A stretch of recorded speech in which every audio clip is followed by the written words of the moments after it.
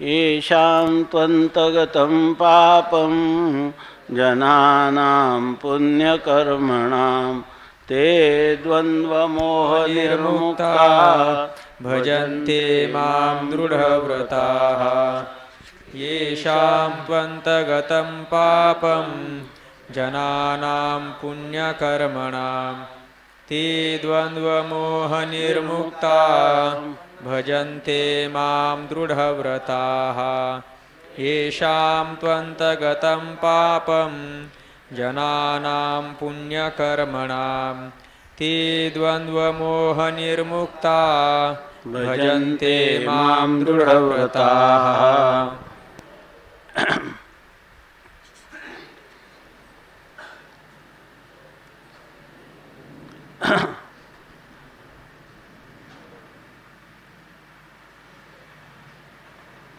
भगवान परमात्मा अर्जुनाला सांगतात की नाहम प्रकाशः सर्वस्य, सर्व लोकांना माझं ज्ञान होत नाही.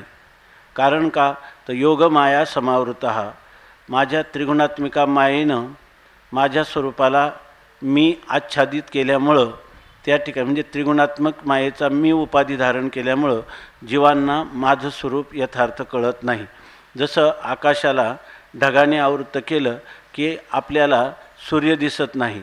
सूर्य स्वयंप्रकाश आहे परंतु आपल्याला दिसत नाही, कारण मध्ये मेघाचा पडदा आला म्हणून. त्याप्रमाणे माझ्या ह्या त्रिगुणात्मक मायेनं मला झाकल्यामुळं, आच्छादित केल्यामुळं, आवृत्त केल्यामुळं ते मला जाणत नाही. कालच आपण चिंतन केलं, जादूगाराचा खेळ करत असताना तो जादूगार सगळ्या लोकांना मोहिनी पाडतो. सगळ्या लोकांना जादूगार दिसत नाही. तो आकाशात गेला, तिथं नाहीसा झाला, नंतर पुन्हा आकाशात फेकलेल्या दोऱ्याने तो खाली उतरून आला.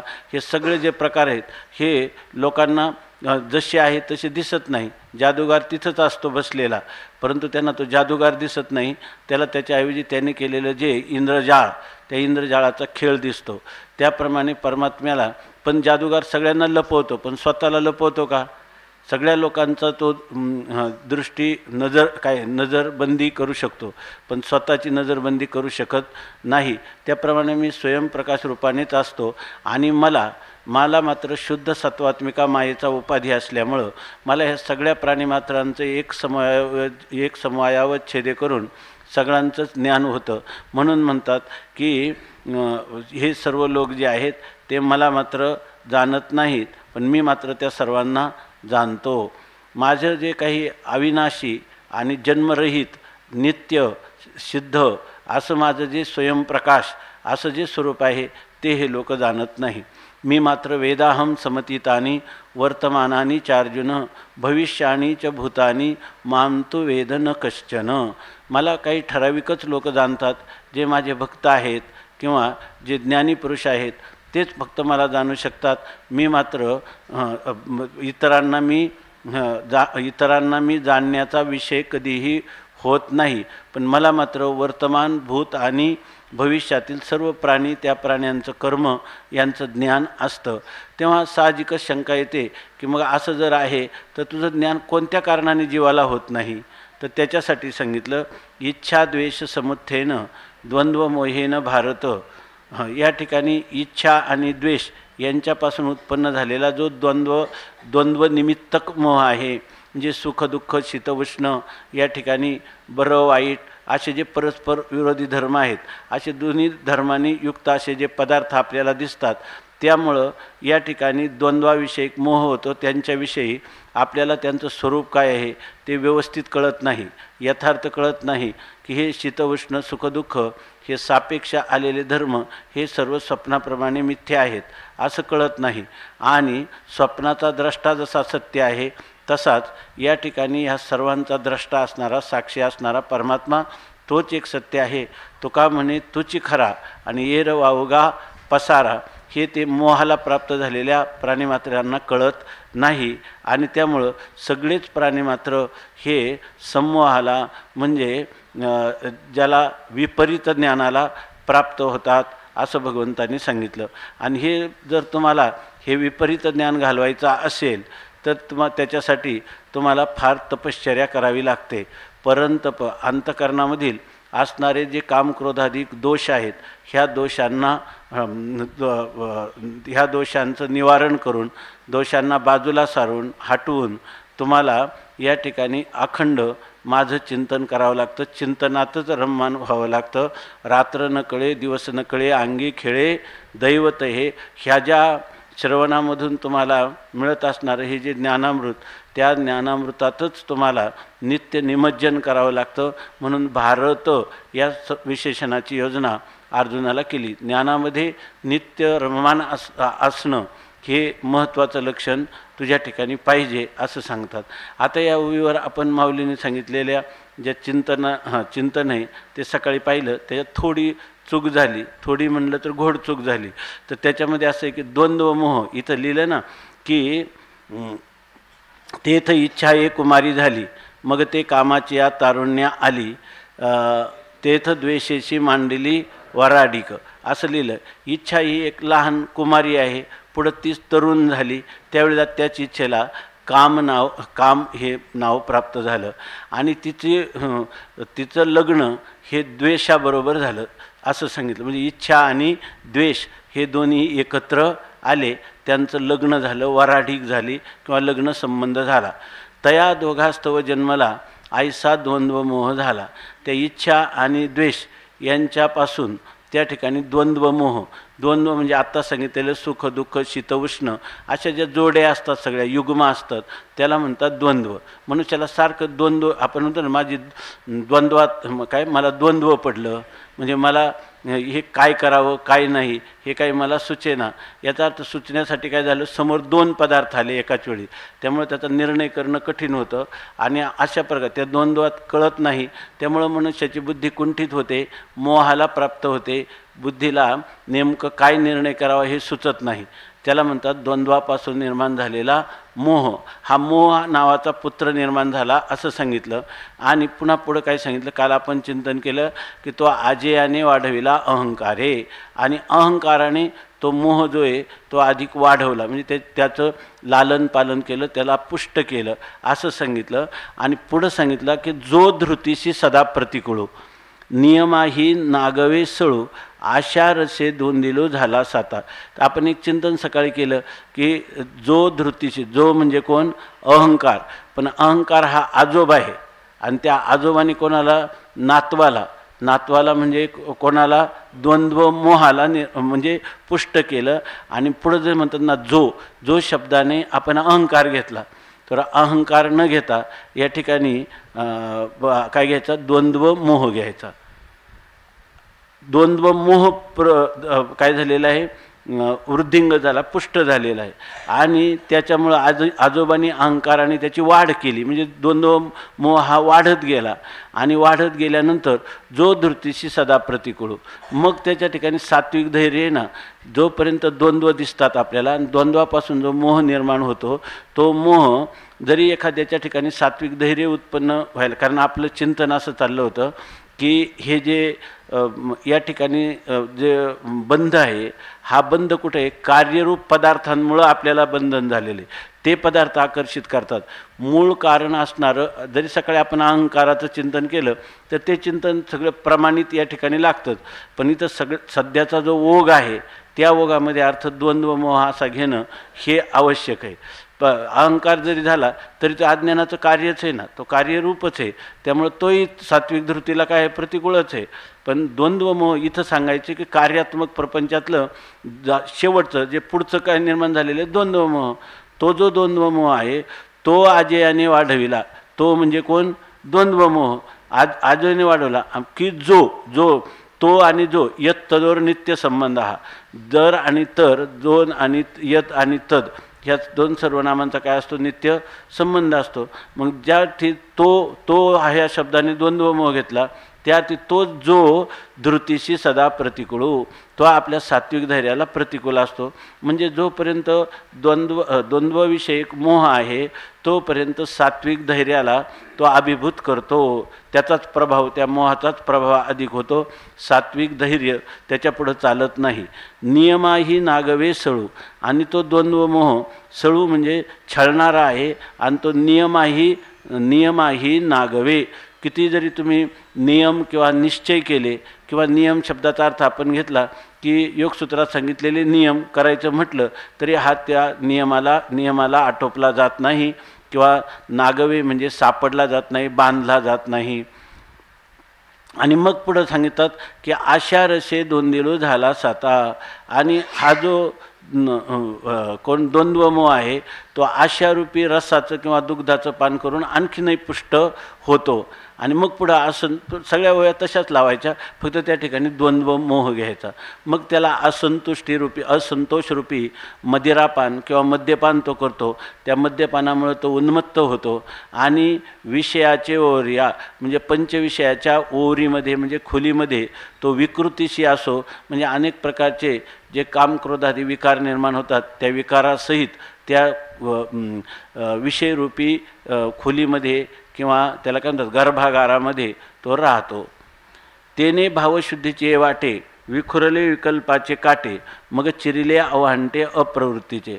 आणि मग जी काही शुद्ध भावना आहे त्या शुद्ध भावनेच्या वाट्यावर तो काय करतो, संशयाचे अनेक काटे विखुरतो. म्हणजे ह्यानी माझं कल्याण होईल की न होईल अशा अनेक प्रकारचे संशय घेतो. आणि त्यामुळं जर मी ह्या भावशुद्धी म्हणजे शुद्ध भाव म्हणजे जो काही संतांनी दाखवलेला मार्ग आहे की ज्या मार्गामध्ये रजोगुण आणि तमोगुणाचा त्याग करून केवळ शुद्ध सत्वात्मक असं आचार विचार भावना यांनी शास्त्रात सांगितल्याप्रमाणे युक्त असणं, हे जे शुद्ध भाव आहे याच्याविषयी त्याच्या अंतःकरणात संशय निर्माण होतात.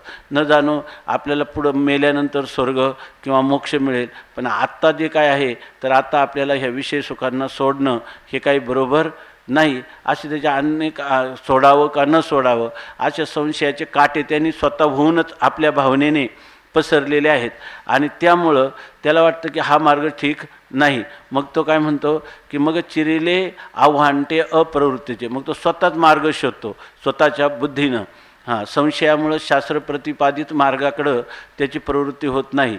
आणि मग तो अप्रवृत्ती म्हणजे जिकडं आपण जाऊ नये, जे शास्त्राने निषेध ज्याचा केलेला आहे असा जो कुमार्ग आहे, असत मार्ग आहे, त्या असत मार्ग म्हणजे एक प्रकारचे आव्हांटा म्हणजे आडवाट आहे.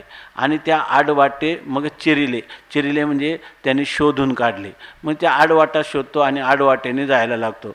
आता आडवाटेने निघाल्यानंतर कोणताही मनुष्य पुढं समजा जंगलामधून एखादा रस्ता सोडला आणि आडवाटेने निघाला तर जिथं कुठं संकीर्ण जंगल लागेल किंवा हिंस्र अशा प्रकारच्या पशु स्वापद त्या ठिकाणी त्याला भेटतील आणि गिरीकंदारा लागतील, कडे कपारी, तर तो कुठं जाईल सांगता येत नाही.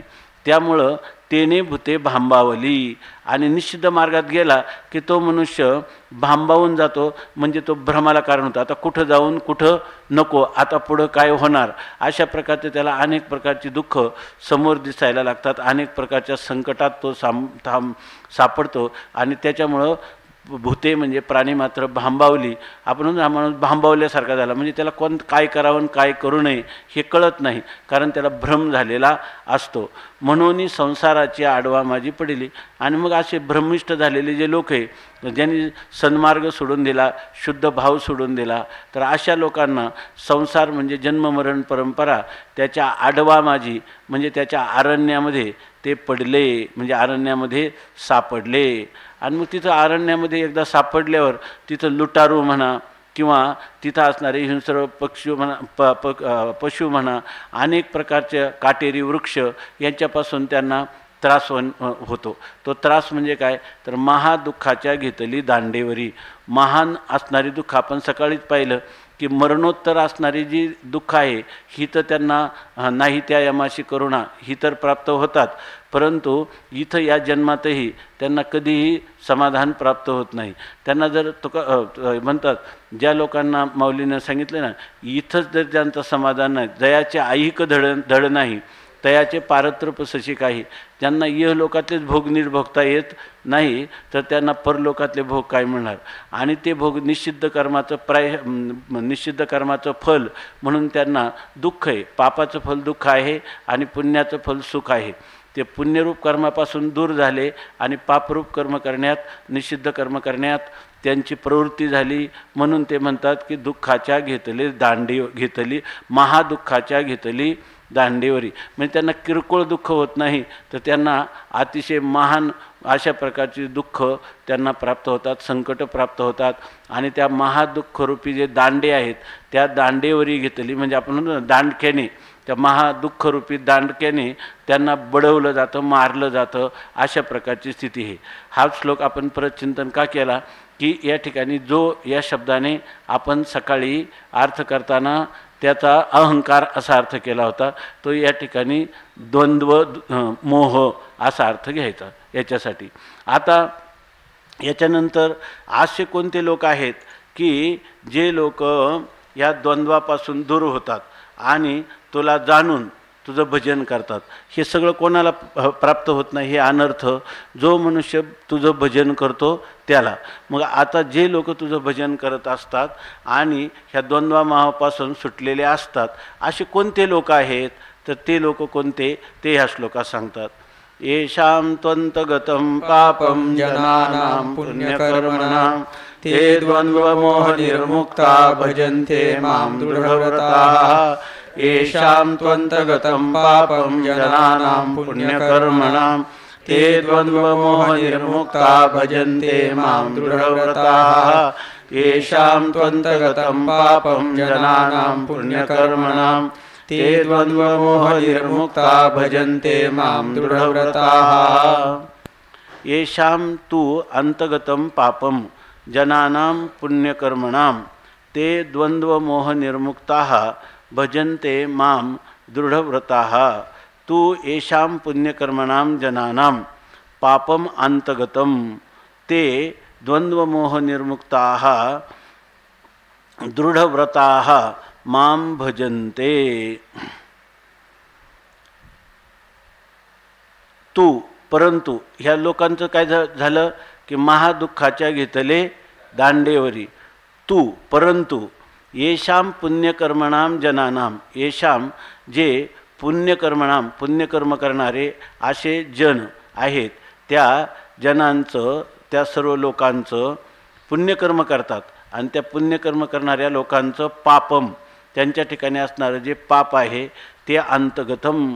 पुण्यकर्म करता करता पापकर्म करण्याची प्रवृत्ती कमी होत, पापवासना अंतकरणातल्या क्षीण होत होत त्यांचं पाप जे आहे ते अंतगतम, त्यांचं पाप नाहीसं होऊन जातं किंवा त्या पापाचा क्षय होतो. ते द्वंद्वमोह निर्मुक्तः, ते म्हणजे असे पुण्यकर्म करणारे जे लोक आहेत त्यांच्याकडं हा द्वंद्वमोह जो आहे, ह्या द्वंद्वमोहापासून पुढं दिसणाऱ्या शीत उष्ण इत्यादी द्वंद्वापासून त्यांना प्राप्त होणारी जो मोह, विपरीत भावना किंवा विपरीत ज्ञान, ह्या सगळ्या विपरीत ज्ञानापासून, ह्या द्वंद्वापासून उत्पन्न होणारा जो मोह आहे, अविवेक आहे, तो अविवेक त्यांना राहत नाही. म्हणजे त्यांना योग्य विवेक प्राप्त होतो आणि त्याच्यापासून, अविवेकापासून द्वंद्व मोह निर्मुक्ता, त्या द्वंद्वापासून निर्माण होणारा जो मोह नाम अविवेक, त्या अविवेकापासून ते मुक्त होतात. आणि मुक्त झालेले ते काय करतात, दृढव्रताः मां भजन्ते.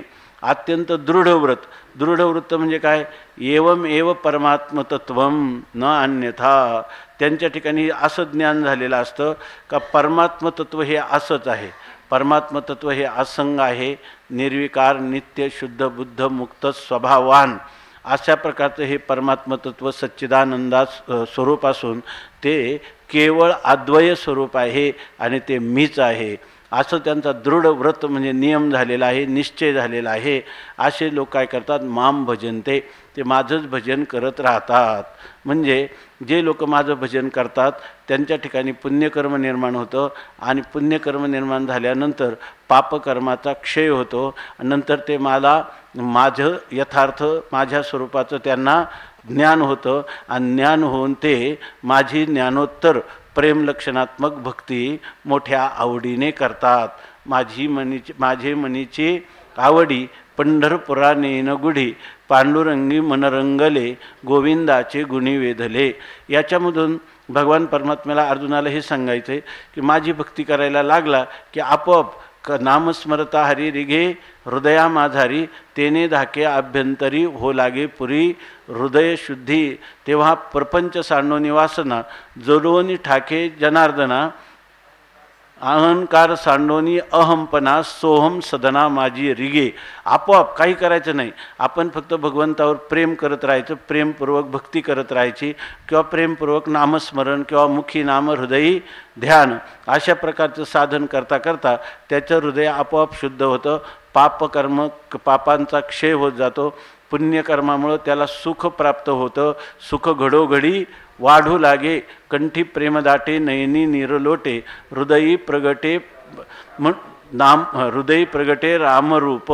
त्याला पाप ज्या मनुष्य परमार्थात भगवंताची भक्ती करतो त्यांनी माझं पाप कसं जाईल आणि मला पुण्य कसं प्राप्त होईल हा सुद्धा विचार करायचा नाही. त्यांनी फक्त काय करायचं, भक्ती करायची. भक्ती आपला प्रभाव जो आहे ती स्वतंत्ररित्या अन्य निरपेक्ष असं हे भक्ती साधन आहे. अन्य साधन निरपेक्ष, दुसऱ्या साधनाची त्याला गरज नाही.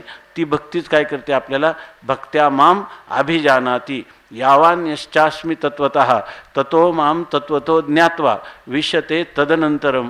पुढं भगवान सांगणारच आहे. ही भक्ती जर मांच्या यो अव्यभिचारेण भक्तियोगेन सेवते स गुणान समतीत्यैतान ब्रह्मभूयाय कल्पते. अनन्याश्चिंतयन्तो माम ये जनाः पर्युपासते तेषां नित्याभियुक्तानां योगक्षेमं वाहम्यहम्. सर्वधर्मान् परित्यज्य मामेकं शरणं व्रज अहं त्वा सर्व पापेभ्यो मोक्षयिष्यामि मा शुचः. अशा प्रकारे भगवंताने त्या भक्ताला आपोआपच ह्या सर्व गोष्टी घडतात. त्या ठिकाणी ते सांगतात कंठी प्रेमदाटे नयनी निरलोटे हृदयी प्रगटे राम रूप. तुका म्हणे साधन सुलभ गोमटे परी उपतिष्ठे पूर्व पुण्ये. त्या ठिकाणी आपोआपच नामस्मरणाने पुण्य उत्पन्न होतं, पापाचा नाश होतो, पापवासनेचा नाश होतो. पुण्यकर्म करणारी सद्भावना आपोआप वाढीच लागते आणि असं अदृष्ट निर्माण होतं की त्याला आपोआप मला मोक्ष कशाने मिळेल याविषयी तळमळ सुरू होते. गुरु मिळतात, ते उपदेश करतात. त्या उपदेश ग्रहण करण्याचं बळ त्याच्या अंतकरणात तेवढं शुद्ध आणि स्थिर झाले असल्यामुळं आयशे मोक्ष देईल ज्ञान येत किरण आहे आन परितेचे थारे आयशे मन शुद्ध व्हावे. ह्या सगळ्या गोष्टी आपोआप घडतात, त्याच्यासाठी वेगळा विचार करावा लागत नाही. हा अध्याय आता समाप्तीकडे आलेला आहे, तर याच्या उपासना कांड सुरू झालेला आहे. तर ह्या ज्ञान विज्ञान योगामध्ये भक्ती हे माझं सर्वात प्रभावी साधन आहे असं भगवान आता समारोप करतात. आणि त्याच्यामध्ये सांगतात की असा जो पुरुष आहे ते द्वंद्व मोह निर्मुक्ता भजन्ते माम दृढव्रता. दृढव्रत म्हणजे आता त्यांचं निश्चय ठरलेला आहे की परमात्माच एकमेव आमचं गंतव्यस्थान आहे, परमात्माच भजनीय आहे, परमात्माच आम्हाला परम प्रेमास्पद आहे. त्याच्या अतिरिक्त दुसरं प्रेम करण्याला दुसरा परमात्म्यासारखा विषय नाही असा त्यांचा निश्चय झालेले ते माम भजन्ते. पुन्हा मीची होनी पांडवा माझी करीती सेवा परी नवलावतो सांगावा असे न ऐक. अशा प्रकारचे शिवो भूत्वा शिवम यजेत अशा प्रकारचे हे महापुरुष आहेत. आता याविषयी ज्ञानोबाराय सांगतात ऐसे विकल्पाचे वायाने काटे देखोनी सनाने जे मतिभ्रमाचे पासवणे घेतीची ना. ही ओवी आहे ना, तशी ओवी कुट ओवी. याचे अनेक ज्ञानेश्वरीमध्ये अनेक अर्थ आहे. पहा याच्यामध्ये ऐसे विकल्पाचे वायाने. आता हे जे आता हा विषय काय सुरू झालेला आहे की मागचे जे आहेत ते महान दुःखाला कारण होतात. कारण काय आहे की ते मोहाला प्राप्त झालेले आहेत.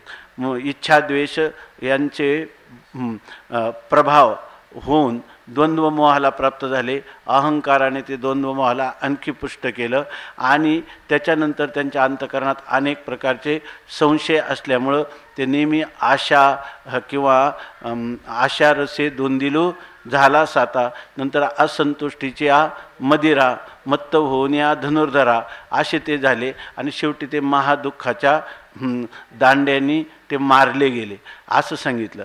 परंतु असे हे झाला एक वर्ग जो काय आहे इच्छा आणि द्वेषाच्या स्वाधीन झाला, परतंत्र झाला, मोहाला प्राप्त झाला, मोहात क्रमाक्रमाने दुःखाला प्राप्त झाला. आता दुसरा एक हा वर्ग आहेच की नाही, का सगळे लोक असेच आहे? दुसरे काही आहेत काय विपाईले पण बहुवस नाही. असे विपाईले म्हणजे काही थोडेसे लोक आहेत, आणि त्या थोड्याशा लोकांमध्येही बहुनाम जन्मनामांते ज्ञानवान माम प्रपद्यते अशा प्रकारचे जे पुरुष आहेत ते आणखीच विरळे आहेत. माझे भक्त जरी म्हणलं तरी अर्थ जिज्ञासू अर्थार्थी, पण खरा माझा भक्त कोण आहे? ज्ञानी भक्त आहे. आणि ते भक्त जे आहेत ते मात्र या दुःखातून तरुण गेले, या माया नदीतून तरुण गेले आणि त्यांना माझं भक्ती प्राप्त झाली. ते कोण आहेत ते सांगतात. तर असे असणारे ते कोणते भक्त आहे ते माऊली इथं सांगतात. आईसे विकल्पाचे वायाने. त्यांना विकल्प म्हणजे जे संशय आहे ना, संशय ते मागचे कसे होते? सगळे संशययुक्त होते. कोण काय सांगितलं? भावशुद्धीचे वाटे आणि विखुरले विकल्पाचे काटे. ते तर काय विकल्परूपी काटे त्यांनी पसरून ठेवलेले आहेत. म्हणजे संशय हा आपले कोणत्याही गंतव्यस्थानाकडे जायचं असेल तर त्या मार्गावरून जाताना काटे जर असले तर आपल्याला मार्गक्रमण करता येत नाही सहज. त्याचं कारण असं आहे की इथं त्या काटेरी रस्त्याने जसं जाता येत नाही तसं परमार्थाची वाटचाल करीत असताना आपल्या प्राप्तव्य स्थानापर्यंत जाण्यासाठी काट्याच्या स्थानी कोणी विकल्प संशय. कारण आपण पाहिलं संशयाहुनी घोर अनिक नाही पापथोर हे विनाशाची वागोर प्राणियाशी. गुरुवाक्य आणि शास्त्रवचन याच्यावर आत्यंतिक विश्वास असणं याला म्हणतात श्रद्धा. गुरुवाक्य आणि शास्त्रवचन. पण त्या वचनाविषयी कधी संशय अंतकरणात येऊ नये. आणि ज्या मनुष्याच्या अंतकरणात संशय येईल तर हे संशयरूपी त्या मार्गामध्ये असणारा काटा आहे की जो भावशुद्धीचे या वाटे विखुरले विकल्पाचे वाटे असं त्याचं वर्णन विकल्पाचे काटे. असा मनुष्य जो आहे विकल्प आला का मग तो काय शोधत बसणार? चिरिले आव्हानते अप्रवृत्तीचे, निषिद्ध कर्मात प्रवृत्त होणार. पण हा जो पुरुष आहे त्याला हे सर्व ज्ञान आहे म्हणून त्याच्या ठिकाणी संशय नाही. विकल्पाचे वायाने काटे. विकल्पाचे वायाने म्हणजे निष्फळ व्यर्थ किंवा पोकळ. त्या काही बाबळीचे काटे असतात, त्या काटेरी ज्या बाबळे असतात भले मोठे काटे असतात चांगले जाड जाड, आणि ते काय असतात जर आपण पाहिलं तर काय असतात? पोकळ असतात आणि पुढं मात्र खूप धारदार असतात. तसा हा विकल्प म्हणजे हा संशयरूपी काटा जो आहे. बरं संशय म्हणजे काय? उगीच जीवनाचे वाताहत करणारा आहे ना. जर घेतला नाही तर आपण सहज आपल्या तुका म्हणे तुम्ही चला याची वाटे आणि पांडुरंग भेटे भरवशेनी, तर आत्मसाक्षात्कार होतो. पण संशय घेतला की हा काटा असा आहे, घेऊन काय झाला तर तो वायाना काटा आहे, पोकळ असणारा काटा आहे. परंतु तो कसा आहे? सनाने म्हणजे अत्यंत तीक्ष्ण असा काटा आहे. जर ते आपल्याला इतर काटे बाबळीचे भरले आणि ह्या पोकळ बाबळी त्याला काहीतरी नाव आहे तिचं जर काटा जर भरला तर तो विषारी असतो. बाहेरून तो पोकळ आहे परंतु तो काय म्हणतात त्याला? वेढी बाभळ नाही, पोळ बाभळ. पोळ बाभळ. तर त्याचा जो काटा आहे तो काटा अत्यंत तीक्ष्ण आहे. म्हणजे हा संशय म्हणजे फक्त केलेला विकल्प आहे की नाही? म्हणजे केलेली कल्पना आहे, याच्या अतिरिक्त केलेली विरोधी कल्पना आहे. विकल्प म्हणजे केलेली विरोधी कल्पना आहे, अन्यथा ज्ञानात्मक आहे.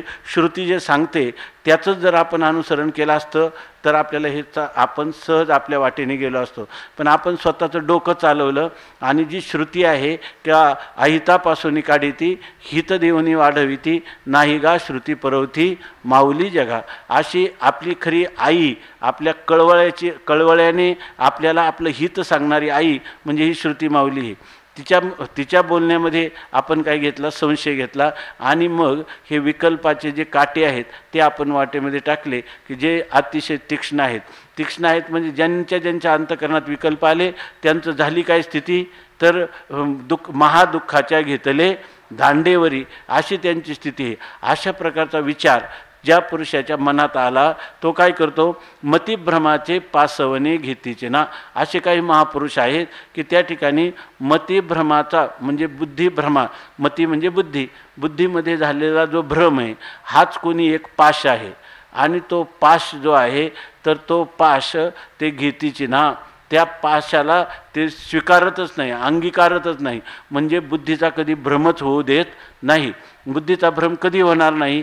जेव्हा शास्त्र आणि गुरु यांच्या वचनावर आत्यंतिक विश्वास असेल आणि त्याच्या अतिरिक्त दुसरं कोणत्याही साधनावर विश्वास नसेल. म्हणजे दुसरी साधनं असणारी म्हणजे तर्कावर विश्वास आहे किंवा आपल्या स्वतःच्या बुद्धीवर विश्वास आहे, आपल्या असणाऱ्या इंद्रियांच्यावर विश्वास आहे. डोळ्यांनी मला दाखवलं तेच खरं आहे, चक्षुनी जर दाखवलं तेच मला प्रत्यक्ष ज्ञानाचा विषय झालं तेच सत्य आहे, अशा प्रकारची धारणा करत नाही. ह्या मनाने शास्त्र काय म्हणतं. पण जर शास्त्र काय म्हणतं हे जर जाणलं नाही तर महान दुःख होतं. म्हणून हा बुद्धीचा भ्रम कधी होऊ देत नाही. असे मती भ्रमाचे चांगलं बघा, त्याचे बरेच अर्थ केलेले याच्यामध्ये. आणि एक अर्थ इंग्लिश ज्ञानेश्वरीमध्ये केलेला दिसतो आणि त्याच्या आधाराने खूप चांगला अर्थ होतो. तो एक अर्थ याच्यामध्ये सांगतो. त्याच्यामध्ये मती भ्रमाचे पासावणे घेणं. मतीमध्ये भ्रम होणं. भ्रम म्हणजे काय झालं, हा रज्जू नसून रज्जूवर काय झाला, सर्पाचा भ्रम झाला. बरोबर आहे ना. तसं हा श्रुतीने सांगितलेला मार्ग हा आपल्याला गंतव्यस्थानापर्यंत नेणार नसून आपण बुद्धीनं निवडलेला किंवा तर्काने निवडलेला मार्ग हा जर आपल्याला तिकडं नेणार आहे असं म्हटलं की त्याच्या बुद्धीचा भ्रंश झाला की नाही. आणि बुद्धीचा भ्रंश हाच काय आहे, पाश. पाशात अडकलेल्या मनुष्याला बाहेर निघता येत नाही. हे पासवणं आहे, म्हणजे हा पाश आहे. तर हा जो बुद्धिभ्रमाचा पाश आहे हा पाश माणसाला कधी बाहेर निघेल का? तो त्याच्यातून निघणारच नाही. कारण का? तर त्या ठिकाणी ह्या पाशामध्ये, जाळ्यामध्ये तो पूर्णपणे कोणता बुद्धिभ्रमरूपी जाळ्यामध्ये अडकलेला जो पुरुष आहे तो पार दुःखाच्या दांडेवरी, महादुःखाच्या दांडेवरी महादुःखाच्या घेतली दांडेवरी अशी त्याची स्थिती होते. म्हणून हा पुरुष काय करतो, अगोदरच संशयाचे जे पोकळ काटे आणि अत्यंत तीक्ष्ण असणारे, आपल्याला त्रासदायक असणारे, आपल्या भवितव्यामध्ये आपल्या मूळ मार्गापासून च्युत करणारे, आपल्याला आपल्या स्वरूपापर्यंत कधी न पोचू देणारे असे जे काटे आहेत, तर ते काटे पाहून तो आपल्या बुद्धीला कधी भ्रम होऊ देत नाही. आणि त्या बुद्धिभ्रमाचा जो पाश आहे तो घेतीची ना, म्हणजे तो त्याचा स्वीकारच करत नाही. तो घेतच नाही, म्हणजे बुद्धीला भ्रम कधी पडूनच देत नाही, की ज्यामुळं बुद्धिभ्रमाच्या जाळ्यात सापडून पुन्हा जेणेकरून त्याला हे महान दुःख संकट भोगावे लागतील ही वेळच येऊ देत नाही. असा पुरुष आहे हा, असं वर्णन केलं. दुसरं एक पहा की मतिभ्रमाचे पासवणे घेतीचे ना, एक वाक्प्रचार आहे. पासवणे घेणे म्हणजे याचा अर्थ माघार घेणे. आणि पासवणे घेतीची ना म्हणजे माघार घेतच नाही. कशाची माघार घेत नाही? मतिभ्रमाची माघार घेत नाही. मतिभ्रमाचे माघार घेत नाही म्हणजे याचा अर्थ मतिभ्रम झाला, बरोबर आहे ना. आणि त्या मतिभ्रंशाने याला काय केलं, दडपून टाकलं आणि माघार घ्यायला लावली. असं कधी होऊच देत नाही. म्हणजे बुद्धिभ्रमात कधी जाऊच देत नाही, मतिभ्रंश कधी होऊ देत नाही, असा त्याचा अर्थ आहे. असाही पण त्याचा अर्थ करता येतो. आणि दुसरा एक अर्थ आहे बघा, आता तो असा आहे की इथं काय येतो, मतिभ्रम असा एकच शब्द आला आहे, सामासिक शब्द, बुद्धीला होणारा भ्रम. आणि इथं जर हे शब्दाचं जर वेगळं केलं, मती भ्रमाचे पासवणे घेतीचे ना. मती म्हणजे आपल्या बुद्धीच्या ठिकाणी भ्रमाचा पाश जो आहे त्या पाशाचा तो जवळच फिरकू देत नाही. असा जरी अर्थ केला तर हा एकदम जसं आहे तसा, फक्त मती आणि भ्रमाचे यांच्यामध्ये पतच्छेद केला. मती म्हणजे बुद्धीच्या ठिकाणी बुद्धीला पाश कोणाचा आहे, भ्रम हाच पाश आहे. आणि त्या पाशाला तो घेतीचे ना. काही काही इंग्लिश ज्ञानेश्वरी आहे ना, त्याच्यामध्ये अशा आपल्याला मराठीमध्ये अर्थ सापडत नाही, ते त्याच्यात योग्य अर्थ सापडतात. कारण ते लोक अनुवाद करायचा म्हणून खूप त्याचं चिंतन करतात. आपल्याला काही ते शब्द माहीत असतात, अर्थकारवृत्ती हो नाही तर नाही हो, एखादा शब्द त्याला दिला म्हणजे झालं. त्यांच्या पुढं सगळे ते वाक्याचा अर्थ हे इंग्रजीमधून कसा समजेल असं त्यांचे काही प्रयत्न असतील. म्हणून पाठभेदसुद्धा त्यांचे खूप चांगले आहेत, काही काही ठिकाणी स्वीकारलेले. मग सांगतात ठीक आहे ना, हे मतिभ्रमाचे पासवणे घेतात म्हणजे भ्रमाच्या पाशाला ते घेतीचं ना, म्हणजे जवळच फिरकू देत नाही, जवळच येऊ देत नाहीत. उजू एकनिष्ठेच्या पावली रगडून विकल्पाची भाली महापातकाची सांडिली आठवी जिही. आता हा मार्ग कसा कोण कोण चालू शकतं? ज्यांनी ठिकाणी विकल्प किंवा संशयाचा त्याग केला, ज्यांनी बुद्धिभ्रम होऊ दिला नाही. कारण बुद्धिभ्रंश झाला की त्या मनुष्याचा संपूर्ण सत्यानाश तिथूनच होत असतो. ध्यायते विषयांपुंसा संगस्तेषु उपजायते संगात संजायते कामा कामात क्रोधोभिजायते क्रोधात भवती सम्मोहान सम्मोहात स्मृती विभ्रम. हां ऐके नाही. आणि मग स्मृतिविभ्रम झाल्यावर पुढं काय राहतं? स्मृतिभ्रंशात बुद्धिनाशा आणि बुद्धिनाशात प्रणश्यती. पण हा जर त्यांनी विभ्रमच होऊ देत नाही तर पुढचा अनर्थ त्याला कधी प्राप्त होईल का? पुढचा अनर्थ त्याला कधी प्राप्त व्हायचाच नाही. आता बुद्धीचा विभ्रम कधी होणार नाही माहिती आहे का? जेव्हा तुम्ही विषय जे आहेत त्या विषयांचं ध्यान करणार नाही तेव्हा. बरोबर की नाही? नाही तर कोणी काय म्हणत बुद्धिभ्रमाच्या पुढचीच मालिका आहे ना, मग आदलं विषयाचं ध्यान आहे असू द्या. विषयाचे ध्यान विपायव आहे म्हण तरी येसने हे पतन गिवसित पावे. जर तुम्ही सहजच जरी थोडं जरी ध्यान केलं तर एवढं पतन होतं. ऐकी नाही. म्हणजे याचा अर्थ यांनी काय केलेलं आहे, हा जो महात्मा आहे ह्या महात्म्याने विषयाचं चिंतन सोडल्यामुळं, विषयाचं चिंतनच जर त्यांनी सोडून दिलं तर मग त्याच्या ठिकाणी त्या विषयाची इच्छा होईल का? इच्छेच्या अभावात त्याच्या ठिकाणी द्वेष निर्माण होईल का? आणि त्याच्या अभावी त्याच्या ठिकाणी अहंकार निर्माण होईल का? त्याच्या अभावी त्याच्या ठिकाणी द्वंद्वमोह वाढेल का? आणि द्वंद्वमोह जर वाढला नाही तर त्याच्या ठिकाणी सात्विक दृष्टीचा भंग होईल का? त्याच्या ठिकाणी आशा निर्माण होईल का? असंतुष्टी निर्माण होईल का? काहीच निर्माण होणार नाही. आणि अशा पुरुषाला बुद्धिभ्रम होईल का? बुद्धीचा भ्रमही होणार नाही. मग पुढचं बुद्धीचाच भ्रम होणार नाही तर बुद्धिनाशात प्रणश्यती ही अवस्था त्याला कधी येईल का? येणारच नाही. म्हणजे हा दोन्ही प्रवास आहे. खाली येण्याचा पण आहे आणि वर जाण्याचा पण प्रवास आहे. दोन्ही आहेत की नाही?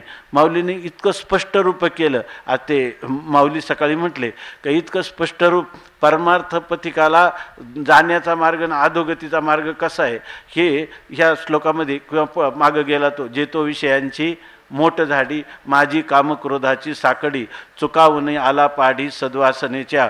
हे जे वर्णन आहे मग साधू संगे सुबटा उजू सत्कर्माच्या वाटा.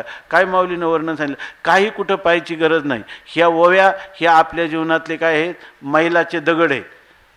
जसं मैलाचा दगड सांगतो आता प्रवास इतका राहिला, आता इतका राहिला, शेवटी येऊन सांगतो तुमचा प्रवास संपला, आभारी आहोत, असं ते सांगतं. तसे हे श्लोक आहेत किंवा तशा ह्या ओव्या आहेत माऊलींनी स्पष्ट केल्या. आता काल भास्कर महाराजांकडून आम्ही अष्टटीका घेतल्या. ह्या अष्टटीकेमध्ये पाहिलं जरा भाष्योत्कर्ष दीपिका आहे तर त्याच्यामध्ये ना तर त्याचा आशय जो आहे एवढा करून बुद्धीला त्रास घेऊन त्याच्यापेक्षा एकदम सरळ वाट काय त्याला म्हणतो आपण पाय उताराची वाट, हां अशी वाट म्हणजे ज्ञानेश्वर महाराजांनी सांगितली. फक्त हे गोष्टी आपण फक्त समजावून घेतल्या पाहिजे, त्या शब्दांचे अर्थ आणि ते अर्थ पाहिले पाहिजेत का हे असं असं घडतं. तर हे एकदम सरळ मार्ग आहे. आता सांगतात हे जात असताना कशासाठी सांगितलं? आता पुढचं सांगतात उजू एकनिष्ठेच्या पास. पहिल्यांदा काय सांगितलं त्यांनी? पहिल्यांदा जे संशयरूपी काटा जो अत्यंत तीक्ष्ण आहे त्या मार्गाने जाण्याचं सोडून दिलं. आणि जेणेकरून बुद्धीमध्ये भ्रम होईल, विपरीत ज्ञान होईल. आपण रज्जूला सर्प समजू तसं आत्म्याला अनात्मा, अनात्म्याला आत्मा समजू. अशा प्रकारचा बुद्धीमध्ये भ्रम होऊ द्यायचा नाही. हा भ्रम कधी होणार नाही माहिती आहे का? सत्संगतीमध्ये सत्शास्त्राचं श्रवण केलं तरच माणसाची या भ्रमापासून मुक्ती होती. तर अन्यथा स्वयंबुद्धीनं तो कधीही हे आत्मानात्म विवेक करू शकत नाही. म्हणून त्याला बुद्धिभ्रंश होण्याची वेळ येत नाही. आता त्याच्या पुढं काय करतो तो? तर उजू एकनिष्ठेच्या पावली. एकनिष्ठा याच्यामध्ये आपल्याला जायचं आहे ना आता परमात्म्याकडं, आपल्या स्वरूपाकडं. तर जात असताना आपल्याला जर खरी सद्गतीला पोचायचं असेल तर आपल्याजवळ एक उजू वाट पाहिजे. उजू म्हणजे सरळ नीट अशा प्रकारची वाट पाहिजे. म्हणजे जो काही शास्त्राने सांगितलेला सरळ रस्ता आहे, इदम करू ते करायचं, इदम मा करू ते करायचं नाही. तस्मात् शास्त्रम प्रमाणंते कार्य व्यवस्थित हो ज्ञात्वा शास्त्रविधानोत्तम कर्म कर्तुम यारसे. तर शास्त्र म्हणेल ते सांडावे, राज्यही तृण मानावे, घे म्हणितल्या न म्हणावे विषयी विरुद्ध. विष घे म्हटलं शास्त्र तर ते घ्यायचं. त्या विष शास्त्राने सांगितलं त्याग कर राज्याचा, तर राज्याचा सुद्धा त्याग करायचा. अशा प्रकारचं हे सरळ पाऊल जाणं म्हणजे काय आहे की जो शास्त्राने सांगितलेला, गुरु संतांनी सांगितलेला जो मार्ग आहे त्या मार्गाने जाणं ही खरी, तो मार्ग खरा उजू आहे, म्हणजे नीट आहे, सरळ ही वाट सांगितलेली आहे. तुकाराम संती हे पहिलं लाविले निशान, त्यांनी पलीकडं तिथं सगळे आपल्याला खुणा जागोजागी ह्या पाऊल खुणाच आपल्याला करून ठेवलेले आहेत. या मार्गाने तुम्ही चला. अशा प्रकारची ही उजू वाट आहे. दुसरं काय त्या वाटेवर पाऊल टाकायचे तर आपल्याला, पण कोणती पाऊलं? एकनिष्ठेच्या पाऊली. आपल्याला त्या शास्त्राविषयी अशी निष्ठा असली पाहिजे का एकनिष्ठा म्हणजे ते अनन्य निष्ठा, दुसरी काही नाही. जे शास्त्राने प्रतिपादन केलेले ते इदम इत्थम ते असंच आहे, अशा प्रकारची एकनिष्ठा. समजा जर तुम्हाला कोणी म्हणलं पण तुम्हाला दुसराही मार्ग आहे, त्या मार्गाने तुम्ही जाऊ शकता, जाऊ शकत असले तरी आम्हाला जायचं नाही. यासाठी त्या कोणतं गंधमादन का वानर तो त्या कुंभकर्णाने हातात धरला आहे की नाही, आणि त्या कुंभकर्णाने त्याला सांगितलं सांग तो रावणाचा का रामाचा. त्याने सांगितलं मी कोणाचा आहे? रामाचा आहे. त्याच्या अंगातून सगळा सुगंध येत होता. त्यांनी सांगितलं हे बघ आता तुला पुन्हा एकदा विचारतो, तो रामाचा की रावणाचा? जर तो रामाचा म्हटला तर तुला ह्या ठिकाणी आता चिरडून मारीन, मुठीत दाबून मारीन, आणि जर तू म्हटला की मी रावणाचा तर तुला मी आता जिवंत सोडील, तुला काही जीवदान देईल. त्यांनी सांगितलं काय होईल ते हो या शेवटी लाभ आणि तुठी देव जाणे, पण मी रामाचाच आहे. याला म्हणतात की अनन्य निष्ठा. म्हणून एकनिष्ठेच्या पाऊली. पाऊल कोणतं असलं पाहिजे? ऐकांतिकी निष्ठा, की जिच्यामध्ये पुन्हा कुठल्याही प्रकारचा परिवर्तन किंवा चळढळ नाही, आणि सरळ वाट आणि कोणती एकनिष्ठेच्या पाऊली. आणि चालत असताना काय करावं लागतं? रगडोनी विकल्पाच्या भाली. आता त्यांनी सांगितलं ना, संशयाचं जे मधला भाग आहे ना तो पोकळ आहे. त्यांनी सांगितलं विकल्पाचे वायाने, पोकळ आहे पण तीक्ष्ण आहे, म्हणजे धारदार आहे. तो काटा कसा आहे? विषारी आहे. पोकळ असूनही त्याचा परिणाम काय आहे? विषारी. त्याचं टोक कसं आहे? तीक्ष्ण. तेव्हा त्या सूक्ष्म टोक असणाऱ्या पोकळ अशा त्या संशयरूपी काट्याला काय करायचं? रगडूनी. आपल्याला एकनिष्ठ म्हणजे याचा अर्थ ज्याच्या ठिकाणी जो नीट वाटेने चाललेला आहे शास्त्र प्रतिपादित मार्गाने, आणि त्याच्याविषयी त्याची अनन्य निष्ठा आहे. ही एकनिष्ठा म्हणजे कुठलं? आपल्याला आपल्या जीवनात स्वामी महाराज सांगायचे आपल्या जीवनात एक इष्ट ग्रंथ असला पाहिजे, इष्ट मंत्र असला पाहिजे, इष्ट गुरु असला पाहिजे, इष्ट दैवत असलं पाहिजे, आणि त्याच्या ठिकाणी आपली काय आहे? अनन्य निष्ठा असली पाहिजे. ही एकनिष्ठा आहे. अशा एकनिष्ठाच्या पावलाने जर तुम्ही चावलं तर त्या पावलाने काय आहे? विकल्पाच्या भाली रगडून या. ते विकल्पाचे असणारे संशयाचे जे काटे आहेत ना ते पायाखालीच त्या ठिकाणी दाबून, म्हणजे रगडून टाकून, नाहीसे करून, निष्प्रभावी करून. याचा अर्थ संशयाला इतकं, संशयरूपी काट्याला इतकं दाबून टाकायचं की त्याचा पुन्हा कुठेही त्यांनी कधी वर डोकं काढू नये, तो पुन्हा कधीच आपल्याला ऋतू नये. अशा प्रकारचं विकल्पाच्या भाली त्यांनी काय केलेलं आहे? रगडल्या. आणि मग एकदा विकल्प संशय गेला, संशयच खरं सगळ्यात मोठं पाप आहे. संशय आत्मा विनश्यती. संशय हाच खरा ज्याच्या अंतःकरणाला आहे तो मनुष्य नक्की नाशाला प्राप्त होतो असं भगवान म्हणतात. आणि माऊली तर काय सांगतात? संशयावनी थोर अनिक नाही पापघोर, हे विनाशाची वाघोर प्राणी अशी. म्हणून ते सांगतात असा जो पुरुष त्यांनी एकदा संशय टाकला का महापातकाची सांडली आठवी जीही. त्यांनी महान पातकाची, जे आठवी म्हणजे जे जंगल संकीर्ण असणारं जे वन आहे ते वन किंवा आडरान, ते अरण्य, ते आठवी म्हणजे अरण्य त्याने सांडिली, टाकलंच समजायचं. म्हणजे थोडक्यात काय? संशय टाकला की संशय गेला, त्याचा नाहीसा झाला, आणि त्याने शास्त्रवचनाप्रमाणे जर तो वर्तन करू लागला तर महान पातकाच्या अरण्याचा त्याने त्याग केला, म्हणजे त्यातून तो सुटला असं समजायचं. महान असणाऱ्या पातकाचा कोणताही प्रभाव त्याच्यावर होणार नाही असं माऊली सांगतात. फक्त 3च ओव्या दिल्यात याच्यावर. हां मग असं जर झालं महापात म्हणजे पापकर्म करण्याकडे त्याची प्रवृत्ती होत नाही. असा नीट पावलाने चालणारा होता कोण? अर्जुन. आणि एकनिष्ठेने चालणारा कोण होता? अर्जुन. म्हणून अर्जुनाला महापातकाचं अरण्य ती अप्सरा गेली तर त्याला काय बात करू शकली का? नाही. असे चालणारे त्यांनी काय केलं? पापपत करला. तिनं सांगितलं तू नपुसक होशील. नपुसक झाले पण पापकर्मात प्रवृत्त झाले. अर्जुन पापकर्मात प्रवृत्त झाला नाही. तुकाराम महाराजांच्याकडे एकांत गेलेल्या स्त्रीला तुकाराम महाराजांनी पातकाची ही 8वी कधीच ओलांडलेली होती. त्यामुळं ती स्त्री त्यांना कामाच्या अधीन करू शकली नाही. तुकाराम महाराजांनी सरळ सांगितलं पराविया नारी रखुमाई समान हे गेले ठाई हे गेले नेमन ठाईचेची जाई व तू माते न करी सायास आम्ही विष्णुदास तैसे न हो. तुका म्हणे तुझं पाहिजे भ्रतार तरी काय नर थोडे झाले. या प्रश्नाचं उत्तर दिलं. याचं कारण काय आहे तर तुकाराम महाराज नीट वाटेने एकनिष्ठ वाटेने जिथं महापातकाचं अरण्य पूर्णपणे ओलांडलेलं आहे असे जे लोक आहे त्या लोकांकडून पापकर्म घडत नाही. मग ते काय करतात? मग पुण्याचे धावा घेतले आणि माझी जवळीक पातले किंबहुना चुकले वाट वधेया. मग असे लोक कुठं धावतात? पुण्याचे धावा घेतले, पुण्याच्याच दिशेने पळत सुटले. म्हणजे एकापेक्षा एक पुण्य कसे आपल्याकडून अधिक होतील पुण्यकर्म हे ते करत राहतात. पापकर्म त्यांच्याकडून होत नाही. आणि मग ते कोणत्या दिशेने सुटतात? तर पुण्यकर्माच्या दिशेने ते धावत सुटतात. आणि मग पुण्यकर्माकडून जातो तिथं काय होतं? बहुत सुकृताची जोडी. जेव्हा अनेक प्रकारचे पुण्य निर्माण होतात त्यावेळेला आवड कोणाची होती? बनवणी विठ्ठली आवडी. माझी आवड निर्माण होती. इथं तेच सांगतात माझी जवळीक पातले. अशा लोकांना सान्निध्य जवळीक कोणाची होती? संबंध कोणाचा येतो? जवळून संबंध. सान्निध्य म्हणजे जवळून संबंध त्यांना माझा येतो, परमात्म्याचा येतो. आणि मग परमात्म्याचा संबंध आल्यावर हरी आला हाता आणि मग कैची भय चिंता. साठविला हरी जी हृदय मंदिरी त्याची सरली एरधार झाला सफळ व्यापार. हरी आला हाता मग कैची भय चिंता.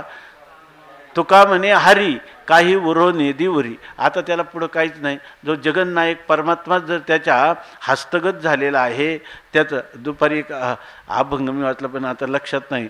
मला वाटतं आपल्या काकड्याच्या प्रकरणातला अभंग आहे. त्याच्यामध्ये आहे ना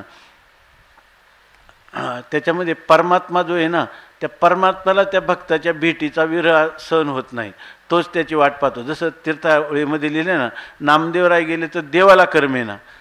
या ठिकाणी एक देव म्हणतं मला का करमत नाही काय कळे ना की काय झालं आहे की नामदेवरायांना तांतर लागली असली पाहिजे. त्या आईसाहेबांनी विचार केला की काय माझ्या भक्तावर काहीतरी आज संकट असलं पाहिजे त्याशिवाय मला काहीतरी इतकं अवदाशिन्य येणार नाही भगवान म्हणतात. मग आईसाहेबांनी विचारलं ते म्हणे मला काही कळत नाही पण कोणीतरी तहानभुकेने माझा भक्त पीडित असला पाहिजे. रुक्मिणी मातोश्रीने अंतर्ज्ञानाने पाहिलं तर नामदेवरायांना ताणले होते लवकर व्यवस्था करा म्हणणे. तर गडगडीत खूप ओदके ओसंडला असं लिहिलंय. कल्पांती खवळला सिंधू जैसा अशी ती स्थिती झाली. तर देव काय म्हणतात की हे नामदेव हे भोळा भाळा माझा भक्त कशाला तीर्थयात्रेला पाठवला. ज्ञानोबाराय म्हणायला लागले की तुझ्या संगतीचे नित्य सुख घ्यावे सार्थक करावे. मलाही बुरळ पडली. मी म्हणलं जा घेऊन आहे की नाही पण आता मला त्यांच्याविषयी करमत नाही. अशी ही जी जवळीक आहे ही जवळीक ज्यांना प्राप्त झाली किंबहुना चुकले वाटवधेया. तर जे काही वाटमारे आहेत वाटवधे म्हणजे वाटेमध्ये राहून जे काही मारून आपलं धन लुटतात लुटारू तर त्या वाटवधेया म्हणजे त्या लुटारूंना ते किंबहुना फार काय सांगावं चुकले म्हणजे वाटमाऱ्यापासून वाचली. तर वाटमारे कोण आहेत या ठिकाणी? हे ज्ञानदरी काय आहे ज्ञाननिधीचे भुजंग विषयदरीचे वाघ भगजन मार्गीचे मांग घात मारक जे. असे मारक कोण आहेत? हे काम येश क्रोध येश रजोगुण समुद्भवा महाशनो महापापमा विद्येनम यह वैरिणम. ह्या मार्गामध्ये असणारे वैरी जे आहे काम क्रोध लोभ घातले काय बरं ना काम क्रोध लोभ घातले बाहेरी बैसला अंतरी पांडुरंग. आणि दुसरे एक आहे ही स्थिती त्यांची बरं का. ही एक स्थिती आहे त्यांची. पिकलिया सेंदे कडूपण गेले तैसे आम्हा केले पांडुरंगे. कामक्रोध लोभ निमाले ठाईची आणि अवघी आनंदाची सृष्टी झाली. आठव नाठव गेले भावाभाव झाला स्वयमेव पांडुरंग. तुका म्हणे भाग्य या नावे म्हणजे संसारी जन्मीजे याची लागी. असं भाग्य भगवंताच्या जवळीकडनं प्राप्त झालं. त्यामुळं ते किंबहुना फार काय वर्णन करावं. हे जे वाटमारे होते काम क्रोध लोभ हे सगळेचे शत्रू आहेत हे त्यांच्यापासून गेले. अगोदर काय स्थिती होती ह्या काम क्रोध लोभामुळं ते जीवन त्यांनी पिकलिया शेंदे कडूपणे गेले. अगोदर जे शेंदाड होतं ते जेव्हा कच्च्या अवस्थेत होतं त्यावेळेला ते कसं हिरव्या रंगाचं होतं, कडू चवीचं होतं आहे की नाही, आणि ते अपरिपक्व होतं.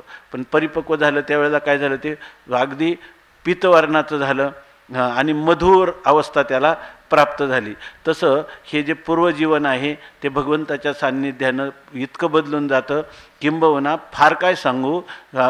चुकले वाटवधेया ह्या वाटमाऱ्यांपासून ते चुकले म्हणजे वाटमाऱ्यांचा प्रभाव त्यांच्यावर झाला नाही. आता आणखीन भगवान आहे ना आता पुढं सांगतात की हे भक्त कशासाठी करतात भक्ती, तर ती भक्ती याच्यासाठी करतात की त्यांना जे काही जरा वार्धक्य मरण हे दोन विषय दिले इथं. आणि ह्या जरा मरणाच्या त्रासाला कंटाळून ज्या पुरुषाने भगवंताचा आश्रय केला माझा आश्रय केला तर ते पुरुष ह्या अध्यात्मशास्त्र जाणतात किंवा आत्मस्वरूपाला जाणतात आणि परिपूर्णत्वाने तोच आत्मा ब्रह्मरूप आहे असं त्यांना ज्ञान होतं. कोणाला ज्यांनी माझा आश्रय केला माम आश्रित्य कशासाठी ते आता ह्या 29व्या श्लोकात सांगतात.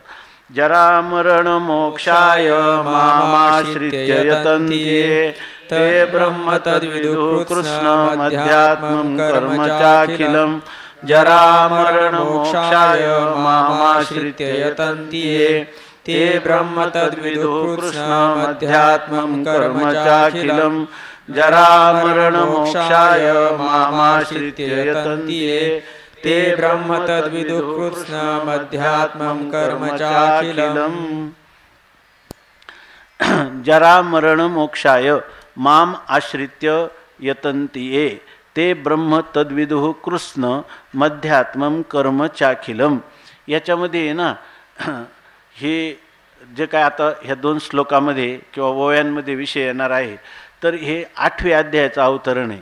याचा अर्थ करताना जर आपण तुम्ही इथंच म्हणाल की अध्यात्म म्हणजे काय, कर्म म्हणजे काय असं जर इथं विचारलं तर मग याचा जो अर्थ जरी आपण करायचा प्रयत्न केला तर ज्ञानोबरायाने जो पुढं अर्थ केला आहे तो तंतोतंत अर्थ केलेला आहे, भाष्यकारांनी केलेला आहे. तर त्याचा अर्थ आपण आता करायचा नाही, केला तरी तो काय होईल अर्धवट होईल त्याच्यामध्ये आणि पूर्ण केला तर तो अध्याय इथंच सांगितल्यासारखा होईल. म्हणून तिथं जसा ओघाने आला आहे तसंच आपण घेऊ.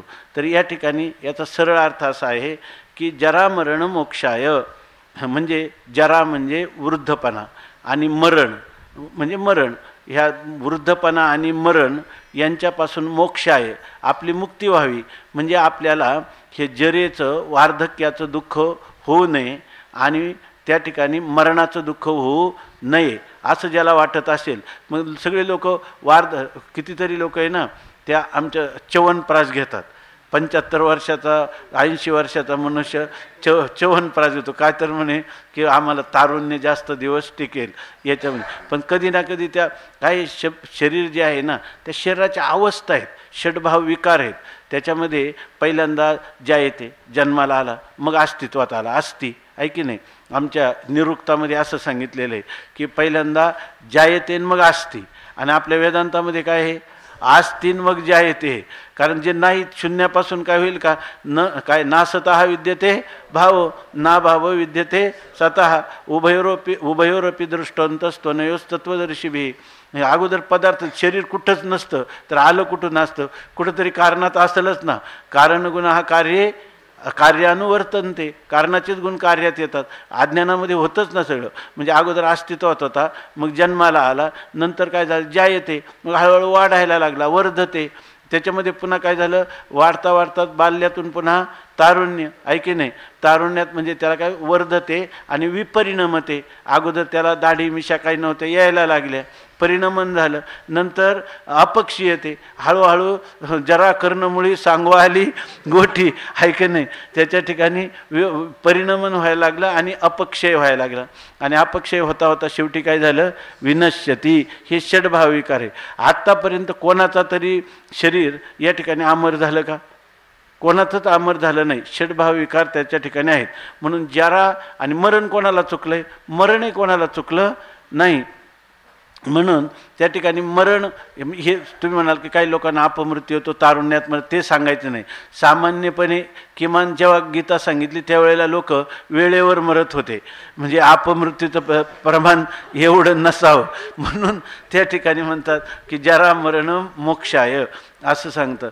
तर नाही तर फक्त मरणच शब्द ठेवला असता.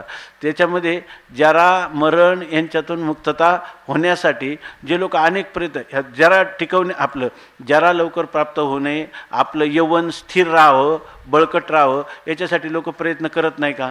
मरण टाळण्यासाठी लोक का कोणाला तरीला वाटतंय का या ठिकाणी अमर नसावं?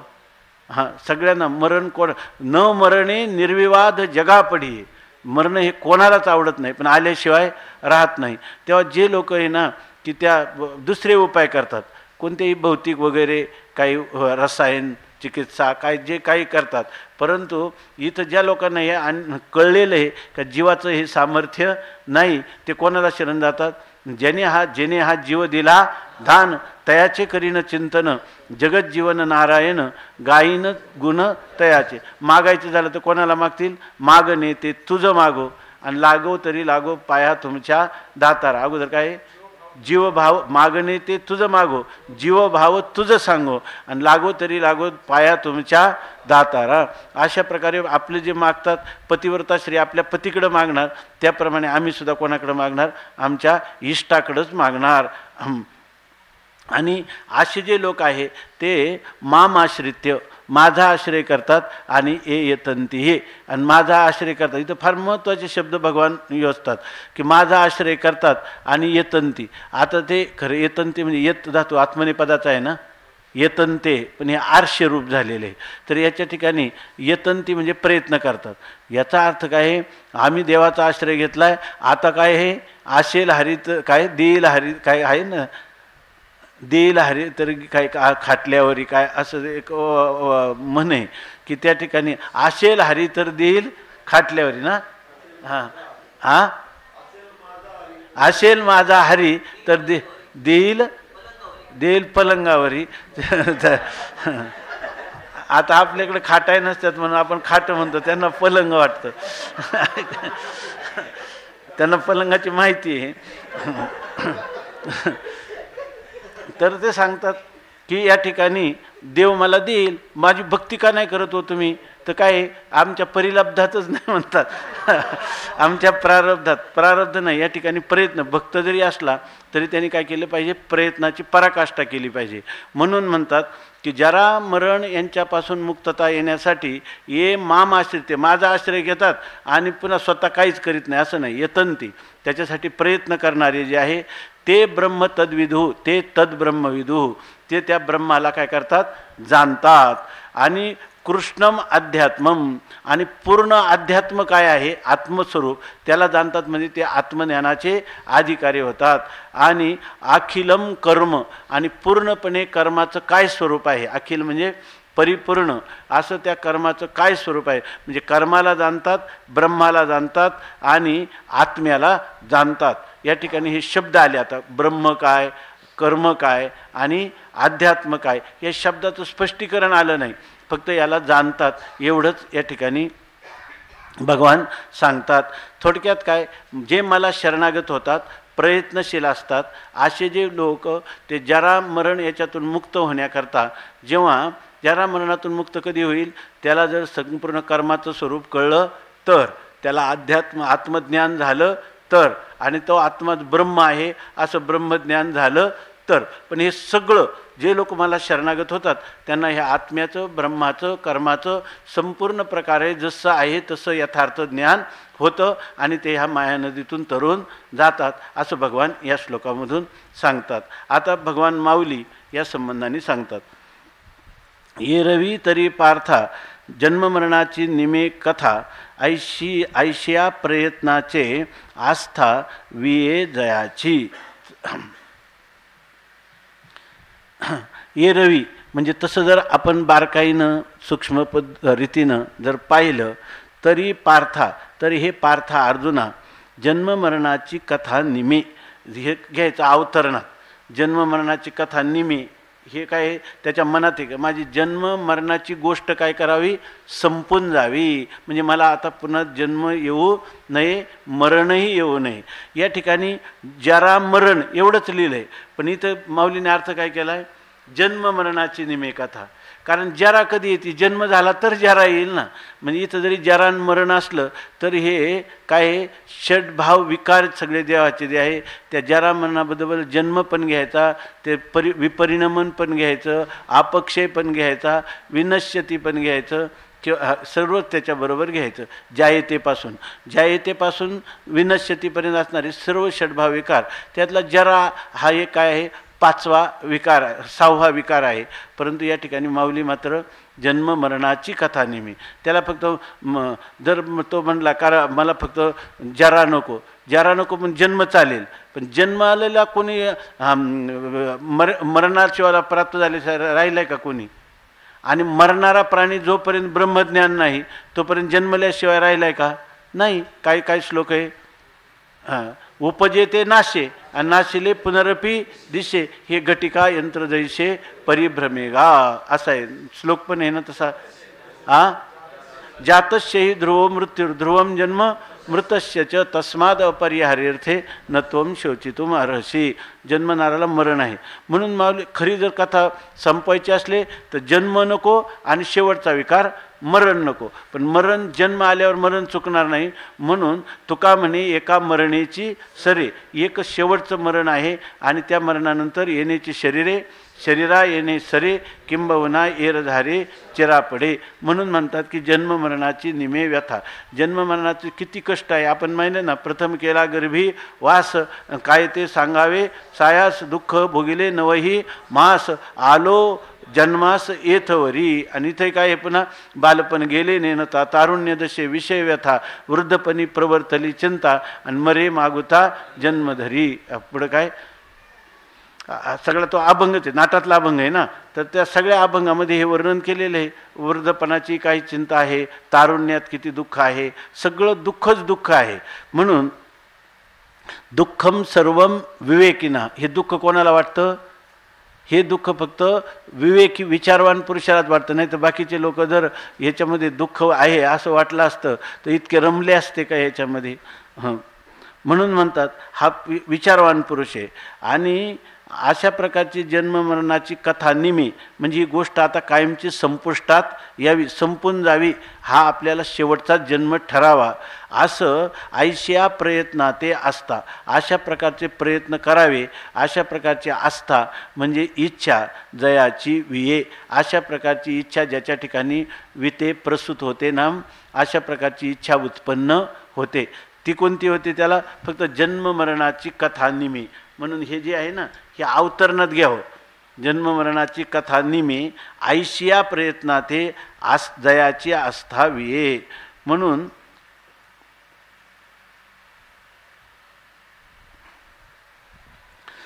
ते म्हणतात की असं त्याला एकदा प्रयत्न करण्याची इच्छा झाली ना, इच्छा झाली का पुढं काय होतं म्हणतात तया तो प्रयत्नोची एके वेळे मग समग्र परब्रह्मे फळे जया पिकलेया रसू गळे पूर्णतेचा. तया म्हणजे असा जो पुरुष आहे त्या पुरुषाला एकदा इच्छा झाली की निर्माण की मला ही जन्ममरणाची गोष्ट आता संपून टाकायची, हे जन्ममरणाची कथा आता कुठंच येता कामा नाही असं एकदा त्याला झालं आणि प्रयत्न करण्याची इच्छा निर्माण झाली का तो प्रयत्नाची त्याने केलेला जो प्रयत्न आहे किंवा प्रयत्न करण्याची इच्छा निर्माण झाली का इच्छा निर्माण अगोदर काय होतं पहिल्यांदा त्याला हे ज्ञान झालं पाहिजे म्हणजे जानाती. जानाती म्हणजे जाणलं की मग त्याची इच्छा उत्पन्न होते की मला हे जन्ममरण परंपरा नको. जन्ममरण परंपरेतलं दुःख त्याला अगोदर कळलं तर ते म्हणेल का मला नको, आहे की नाही, किंवा मला पाहिजे. मग अगोदर जानाती आणि मग इच्छती, आणि इच्छा केली का मग तो पुढची साधना की काय करोती, साधना करायला लागतो. म्हणून हा क्रम नेहमी मांडला आहे. रामानुजाचार्यांनी पण असंच म्हटलं की जानाती, इच्छती आणि करोती. काही लोक काय म्हणतात इच्छती मग जानाती करोती, पण खरं काय आहे, जानाती तेव्हा इच्छती आणि तेव्हा करोती असं आहे. तया तो प्रयत्नाची एके वेळे, आणि त्याला तो प्रयत्न आहे ना तो एके वेळे, ह्या शब्दाचा अर्थ एकदाच म्हणजे काय, एक वेळे म्हणजे कधीतरी एक वेळ येते. कोणती, बहुनाम जन्मनाम अंते ज्ञानवान सन माम प्रपद्यते आणि वासुदेवा सर्वम इति समहात्मा सुदुर्लभ.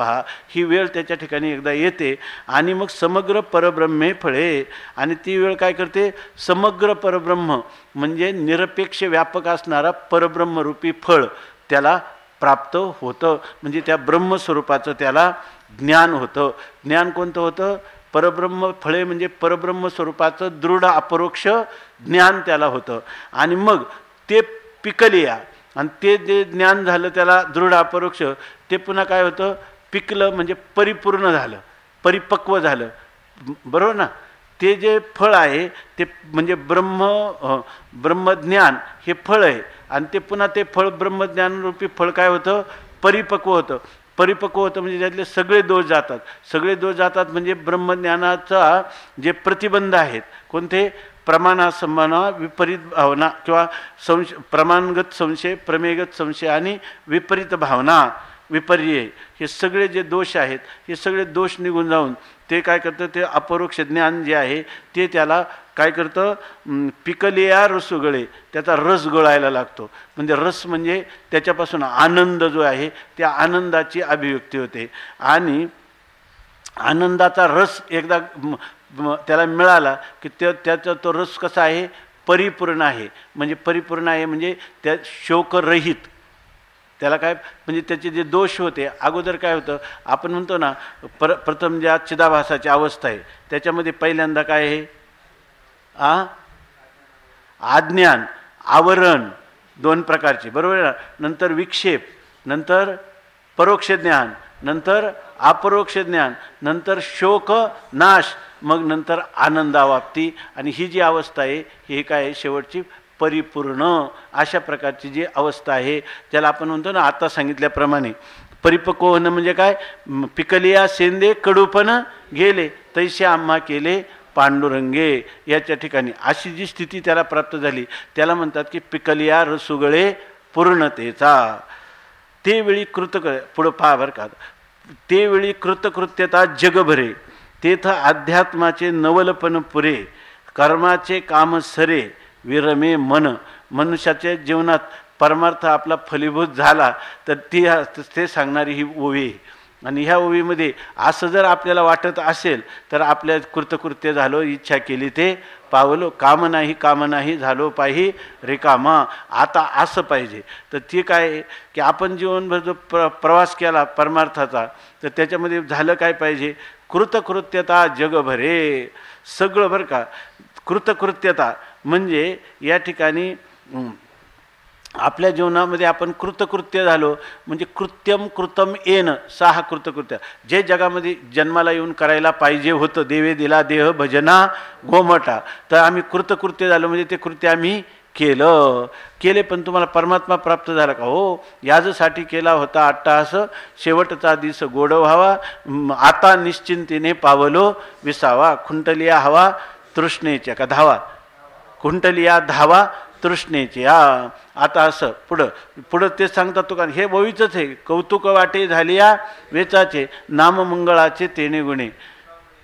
तुका म्हणे मुक्ती परिणली नोवरी, आता दिवस चारी. परिणली का परिणिली, तुका म्हणे मुक्ती परिणिली नोवरी, आता दिवस चारी खेळी मिळी.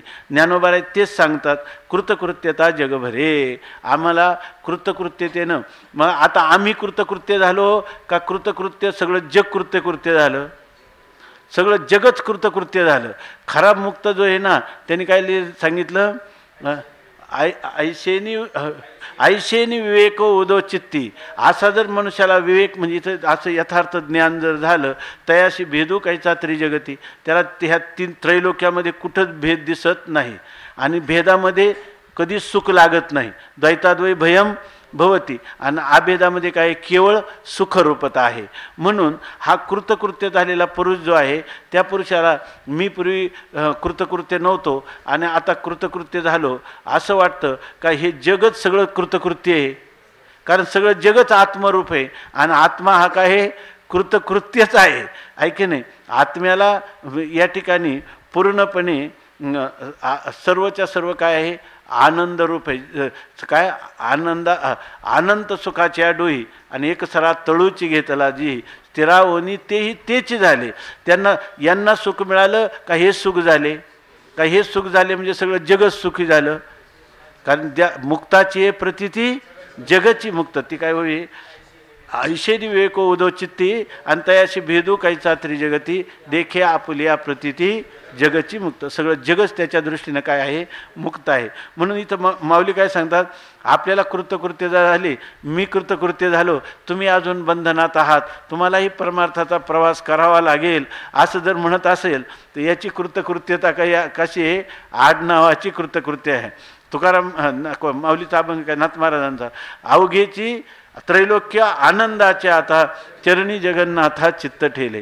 जर भगवान परमात्म्याच्या ठिकाणी चित्त ठेवलं तर सगळं त्रैलोक्य आनंदमय आहे का.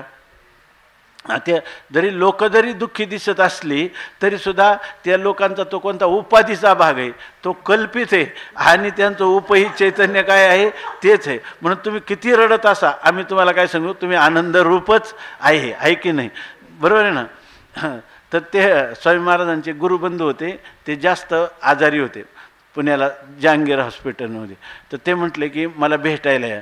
मग चातुर्मास्य संपल्यावर स्वामी महाराज लगेच भेटायला गेलो आम्ही तिथं जहांगीर हॉस्पिटल. ते रडायला लागले, तर ते खूप रडायला लागले. त्यांचं नाव होतं काहीतरी बंडो पंत असं काहीतरी नाव होतं. त्यांना बंड्या म्हणायचे, ते लहानपण म्हणजे स्वामी पूर्वीपासून. मग त्यांनी त्यांना विचारलं अरे रडू नका आता हे प्रारब्ध आहे भोगावं लागतं आणि सांगितलं. दुसऱ्या वेळेला सांगितलं तर त्याच्यानंतर ते काय म्हणायला लागले की बंड्या तू काही म्हणे तू किती रड मी तुला ब्रह्मच समजणार म्हटले. त्यांनी तसं जर जग जे आहे आपल्या जग किती काटेरी असलं तर त्या वाटेने आपल्या पायात जर ह्या ब्रह्मज्ञानाची पादत्राण असतील तर बरोबर ना जग कशाला बाधेल आपल्याला. बरं आपल्याला बाधणार नाही आणि त्याची जी समजूत आहे त्यांनी स्वतःची काही समजूत केली तर जग तत्वता ब्रह्मरूपच आहे की नाही.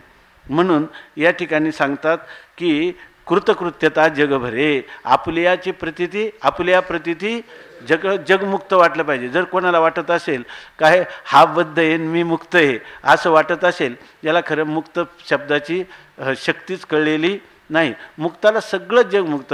तुकाराम महाराजांना किती वाटलं नाही पण एवढे लोक रडतात ते म्हणजे कारण नसताना रडतात त्याला काय करायचं. आहेत कोणते काय संकोचनी कार्य झालं असे लहान घे आपोषण ब्रह्मण एवढ्या 3.5 हाताच्या नासक्या कुचक्या शरीराच्या ठिकाणी तादात्म्य घेतलं तर त्याच्याऐवजी फक्त काय कर सर्व हे विश्व ब्रह्मांड हे माझं अंग आहे म्हणे हे विश्व हरीचे अंग एवढं जर म्हटलं ते सगळं सुखच सुख आहे की नाही. ज्याच्या ठिकाणी संशय तो काय म्हणेल पण हे मानिव तर नाही ना आता डुबते रहो असं. हे वास्तव आहे की नाही. हे सुख आहे स्वतः सिद्ध आहे श्रुती प्रतिपादित आहे युक्तीनं सिद्ध आहे. आणि जर त्याचा कोणाचा अनुभव असेल त्याचा तुम्हाला निषेध कसा करता येईल. तो अनुभव आहे तो प्रबल प्रमाण आहे त्याला तुम्ही नाही कसं म्हणू शकतात. तैसे कृतकृत्यता जगभरे आणि इतकं आहे पुन्हा तेथ अध्यात्माचे नवलपण पुरे. आणि ते म्हणतात त्या ठिकाणी अध्यात्माचं जे नवल आहे ना काय अध्यात्म वेदांत वाक्येषु सदार म्हणतो भिक्षान्न मात्र काय वेदांताचं काय वैभव आहे तुम्हाला काय माहीत आहे की नाही. असं त्याच्यासाठी काय काय करावं लागतं आहे की नाही. त्या हे असं जर म्हणत असेल आणि याच्यासाठी केला होता 8 तास असं म्हणून जर त्याचं काय आश्चर्य वाटत असेल तर अजून त्याचे काय हे भात शिजलेला आहे काय म्हणतात पण तो मुरलेला नाही. तसं मी ब्रह्मरूप आहे अहम ब्रह्मास्मी धन्योहम धन्योहम न मे कर्तव्य विद्येचे क्वचित असं जर काही त्याचं असेल तर ते नवल आहे त्याला अजून त्याच्या ठिकाणी त्याला आश्चर्य वाटतं. इथं आश्चर्य काय आहे अगोदर होतं आश्चर्यवत पश्यती कश्चिद काय आश्चर्यवत पश्यती कश्चिदेनम आश्चर्यवद वदती तथैव चान्यः आश्चर्यवत चैनमन्य शृणोती श्रुत्वापेनम वेद न चैव कश्चित. या ठिकाणी स्वामी महाराज म्हणायचे कोणी जर ऐकता ऐकता थोडं स्थिर झाला, त्याची वृत्ती अंतर्मुख झाली, अहो ठप्प होऊ नका, विषय काय चालला मागचं पुढचं अनुसंधान ठेवा म्हणायचे याच्यामध्ये. कारण याच्यात कौतुकाचं काही नाही, ते आपलं स्वरूपच आहे की नाही. कौतुक काय आहे का पूर्वी नव्हतं आपण ब्रह्मन, आत्ता झालो का ब्रह्म? का मूळचंच होतं. तुका म्हणे झरा आहे मुळीचाची खरा, आहे की नाही. आणि हे सगळं कुठं मग झालं होतं? अहो हे काय नव्हतं झालं, संकल्पाच्या काळजी आपोआप वाढले, आहे की नाही. संकल्पाचं होतं, आता तुमचा संकल्प गेला, आहे की नाही. याच्या पलीकडे काय झाले? संकल्पातल्या वस्तू खऱ्या होत्या का नव्हत्याच मुळी? आणि मग त्या नसलेल्या वस्तूची निवृत्ती केली आणि आत्मा तुम्ही नव्हते का पूर्वी, का त्याचा प्राप्त झाला? मग काय आहे? म्हणून या ठिकाणी अध्यात्माचे नवलपण पुरे, त्याला आत्मज्ञानाचंही काही कौतुक वाटत नाही. आणि जे कर्म करत होता रात्रभर, रात्रंदिवस पायाला भोवरा बांधून, कर्माचे काम सरे. आता ते कर्म करायचं म्हणजे कर्तव्य बुद्धीच काय झाली, सरे, संपून गेली. पण नाही हो, पण मनाला समाधानासाठी ते म्हणतात मन विरमे, आता मन शांत झाले, आता कोठे धावे मन, तुमचे चरण देखल्या का तुझे चरण देखल्या. भाग मला एक मालिका मिळाली, तुझ्यात सगळं चुकीचंच आहे, त्यामुळं माझं बरोबर आहे ते पण चुकायला लागलं. तर तेच आता कोठे धावे मन, तुझे चरण देखील या. भाग गेला शिन गेला, अवघा झाला आनंद. प्रेमरसे बैसली मिठी, आवडी लाठी मुखाशी. तुका म्हणे आम्हा जोगे, विठ्ठल घोगे खरे माप. ते सांगतात कर्माचे कामसरे आणि विरमे मन विश्रांतीला प्राप्त झालं. ऐसा अध्यात्म लाभूतया होय गा धनंजया, भांडवल जया उद्यम. ही एक महत्त्वाची ओळी. याच्यावरून हे आत्तापर्यंत जे वर्णन केलं, हे वर्णन चाललेलं हे ह्याच्यात काय मला उपक्रम उपसंहाराची काय आहे एक वाक्यता आहे. आपल्या अध्यायाचं चिंतन, ग्रंथाचं चिंतन कसं करावं लागतं? शेड्युलिंगपूर्वक. आणि त्याच्यामध्ये उपक्रम उपसंहार बघा, भगवान परमात्मा हे सांगताना तरीसुद्धा उपक्रम उपसंहाराची एक वाक्यता सांगतात. उपक्रम कुठं झाला आहे? अनाश्रिता कर्म नाही, मय्यासक्त मनः पार्थ, मय्यासक्त मनः पार्थ योगम युंजन मदाश्रय, असं पद आहे की नाही तिथं. आणि इथं काय सांगतात आता? माम आश्रित्य येतंती, आहे की नाही. माझा आश्रय करून परमात्म्याचाच आश्रय करायचा. म्हणजे खरं हा प्रवास कोणाचा झाला आहे? जेवढं वर्णन चाललं हे आता कृतकृत्यता जगभोगे भरे, हा ज्यांनी माझा आश्रय केलेला आहे, म्हणजे अन्य आश्रयांचा त्याग करून केवळ माझा आश्रय केलेला आहे, असा जो पुरुष आहे ते म्हणतात ऐसा अध्यात्म लाभू तया, त्याला हा अशा प्रकारचा अध्यात्माची प्राप्ती म्हणजे आत्मज्ञानाची प्राप्ती होते. होय गा धनंजया, ह्याला म्हणतात आत्मज्ञानाची प्राप्ती हेच खरं धन आहे. परमार्थ महाधन, जोडी देवाचे चरण आणि व्हावया जतन, हे उपाय लाभाचे. म्हणून म्हणतात इथे त्याला विशेषण पण माऊली कसे देतात? धनंजय हे विशेषण. हे अध्यात्म धनावर तू विजय मिळवला, त्या अध्यात्मधन तुझ्या स्वाधीन केलं, म्हणून हे धनंजया. हे कोणाला मिळतो हा अध्यात्म लाभ? हा अध्यात्म लाभ तया, हा अध्यात्म लाभ त्याला होतो. कोणाला?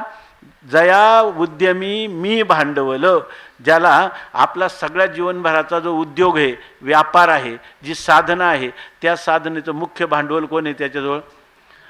माझ्याच प्राप्ती हे त्याला फल पाहिजे. पण ते फलप्राप्तीसाठी काहीतरी काय पाहिजे?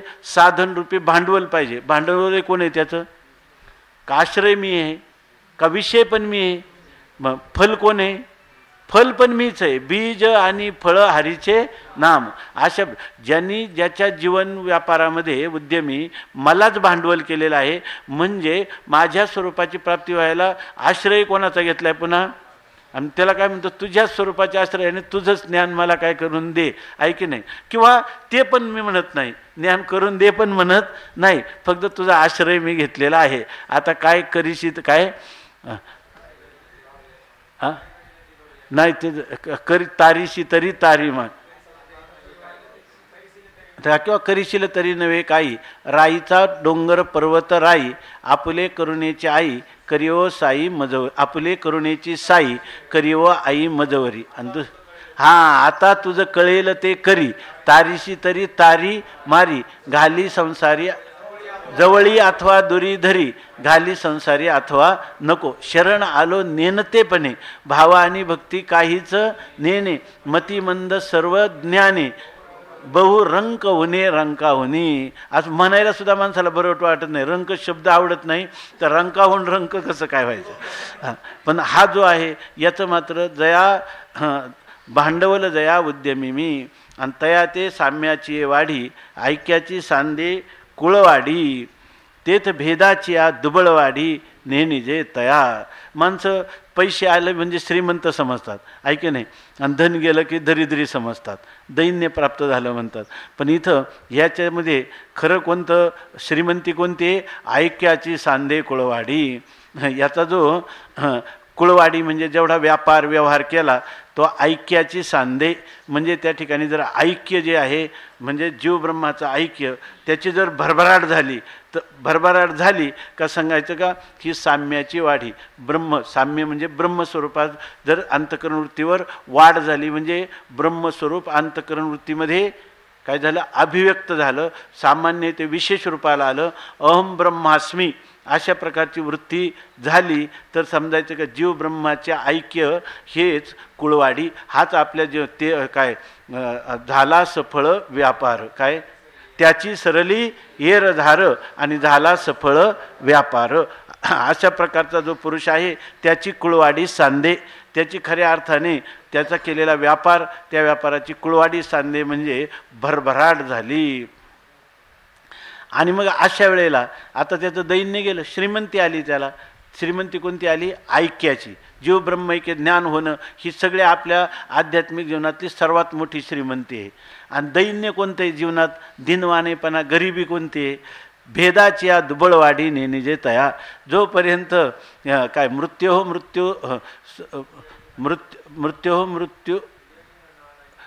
काय सुरुवात काय त्याची? मृत्युम आपण मृत्युमच आहे ना.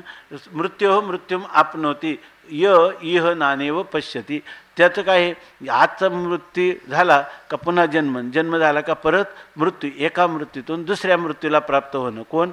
जो नाना इव पश्यती, जो हे सर्व द्वैत आहे, अनेकत्व आहे, त्याला जोपर्यंत पाहतो तोपर्यंत तो जन्ममरणाच्या परंपरेतून सुटत नाही. तो कायम दारिद्र्यात खितपत पडलेला आहे, कायमचा दिनवाना आहे. बरोबर ना? दिनवाना झालेला आहे. परंतु भेदाची या दुबळवाडी, ही भेद हीच काय आहे? दुबळवाडी. आपण म्हणून त्या माणसाची दुबळवाडी आहे, त्याची दैन्य आहे म्हणतात. म्हणजे दैन्याला प्राप्त झालेला आहे, दीनतेचा भाव त्याला प्राप्त झालेला आहे. पण भेदाची या दुबळवाडी, ज्याला या ठिकाणी जीव ब्रह्मैक्य ज्ञान झालं त्याला भेद आहे का? आता यत्किंचित सुद्धा भेद नाही. जर थोडा जरी भेद मानला तरी काय आहे? त्यांनी सांगितलं यवु उदरम अंतरम कुरुते अथ तस्य भयम भवती द्वैताद वैभवम भवती. द्वैत सत्य आहे असं वाटलं की ते द्वैत सत्य म्हणजे भेद सत्य आहे. तीच माणसाच्या जीवनात दुबळवाडी आहे, तेच दैन्य आहे. पण ते दैन्य आता ह्या पुरुषाला माहिती आहे का? कोणत्या पुरुषाला? जयाचे भांडवल उद्यमी मी. असा जो भगवंताची भक्ती करतो त्याला ह्या भेदाची दुबळवाडी राहतच नाही. भगवान म्हणतात, हे 3 शब्द सांगितले, ब्रह्म, अध्यात्म आणि कर्म, असे 3 शब्द सांगितले. अजून 5 शब्द सांगतात ना या ठिकाणी. अजून 5 शब्द सांगतात. 7 प्रश्न आहेत का 8 प्रश्न आहेत? 8 प्रश्न. 7 प्रश्न आहे. तर त्या 7 प्रश्नामध्ये आता 3 सांगितले, याच्यामध्ये 4 सांगतात. साधिभूताधिदैवं मां साधियज्ञञ्चये विदुः प्रयाणकालेऽपि च मां ते विदुर्युक्तचेतसः. साधिभूताधिदैवं मां साधियज्ञञ्चये विदुः प्रयाणकालेऽपि च मां ते विदुर्युक्तचेतसः. साधिभूताधिदैवं मां साधियज्ञञ्चये विदुः प्रयाणकालेऽपि च मां ते विदुर्युक्तचेतसः.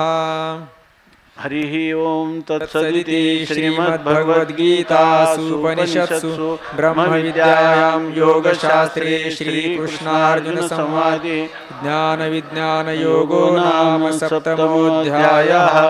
श्रीकृष्णार्पणमस्तु श्रीगुरुचरणारविन्दार्पणमस्तु पुंडलीकवरदा हरिविठ्ठल श्री ज्ञानदेव तुकाराम ज्ञानेश्वर महाराज की जय.